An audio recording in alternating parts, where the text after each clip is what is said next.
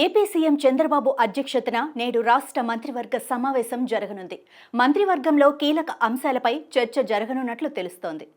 SIPB సమావేశంలో ఆమోదించిన ప్రతిపాదనలకు cabinet పచ్చజెండా ఊపనుంది. విశాఖలోని పంచగ్రామాల సమస్యకు ఇప్పటికే పరిష్కారం సూచించిన కూటమి ప్రభుత్వం పంచగ్రామాల భూములకు ప్రత్యామ్నాయంగా అదే విలువ కలిగిన భూములు కేటాయింపునకు నిర్ణయం తీసుకుంది.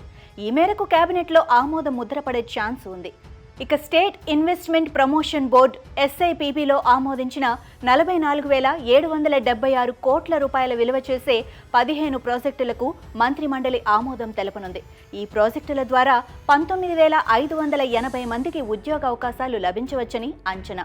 పంప్డ్ స్టోరేజ్, సౌర, పవన విద్యుదుత్పత్తి ప్రాజెక్టులకు ఆమోదం తెలిపే అవకాశం ఉంది. ఫిబ్రవరి 1 నుంచి సవరించిన రిజిస్ట్రేషన్ విలువలకు కేబినెట్ ఆమోదం తెలపనుంది. 22A ప్రీ హోల్డ్ భూములపై స్టేటస్ నోట్ను మంత్రులు మంత్రివర్గానికి సమర్పించనున్నారు. ఉగాది నుంచి P4 విధానం అమలు అంశంపై ఈ కేబినెట్ సమావేశంలో చర్చించే అవకాశం ఉంది.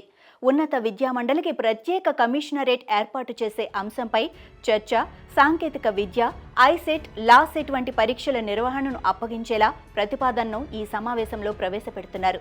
అసెంబ్లీ బడ్జెట్ సమావేశాల నిర్వహణపైన కేబినెట్ చర్చించే అవకాశం ఉంది.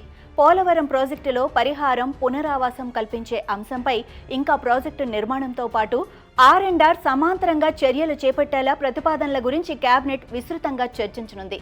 నిర్వాసితులకు నిర్మించే ఇళ్లపై కొత్త టెండర్లు పిలిచే ప్రతిపాదన కూడా ఉన్నట్లు తెలుస్తోంది.